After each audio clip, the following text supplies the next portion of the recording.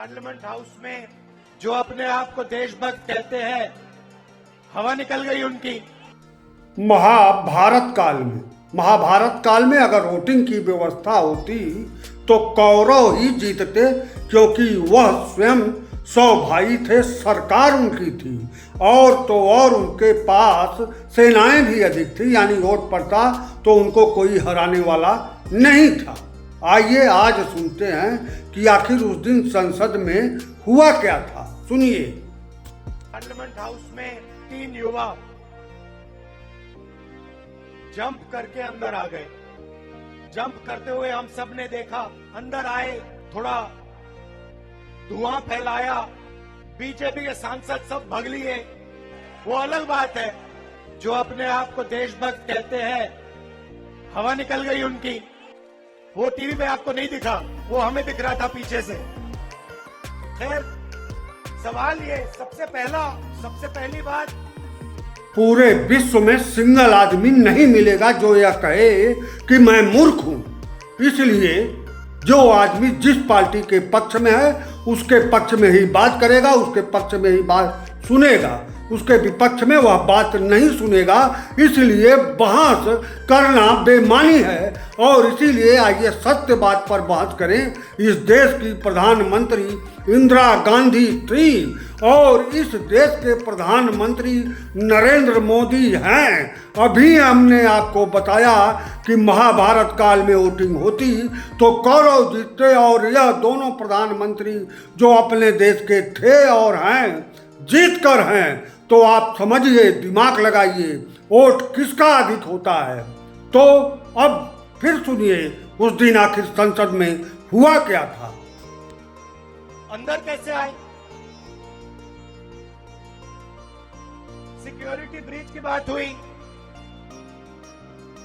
सही है। अंदर कैसे आए? पार्लियामेंट के अंदर वो गैस का सिलेंडर ले आए। अगर गैस का सिलेंडर ला सकते थे तो कुछ और भी ला सकते थे। मोदी सरकार एक ब्रॉडकास्टिंग कानून लेकर संसद में पेश किया है, जिसका अर्थ होता है कि अखबार टीवी पर सरकार का कब्जा और अब फेसबुक, ट्विटर, व्हाट्सएप पर भी अखबार का कब्जा। इस पर देश का कोई भी आदमी कोई भी नहीं बोलने के लिए तैयार है, क्योंकि डरी हुई जनता इतिहास नहीं लिखती। इसलिए मैं फिर एक बार कहूंगा कि उस दिन संसद में क्या हुआ था। आइए सुनिए।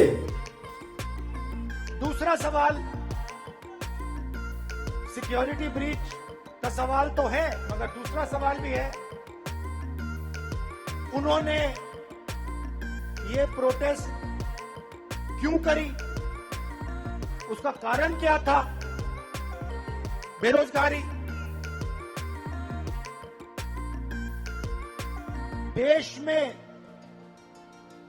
भयंकर बेरोजगारी।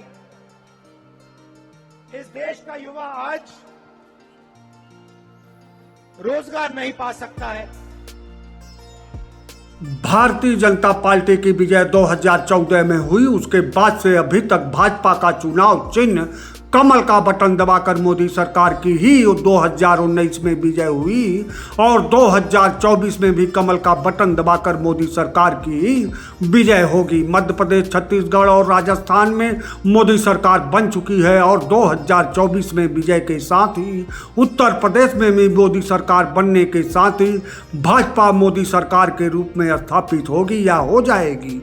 यह विश्लेषण सब लोग समझते हैं, लेकिन सबको लगेगा कि मैं कहना क्या चाहता हूं यह स्पष्ट नहीं है।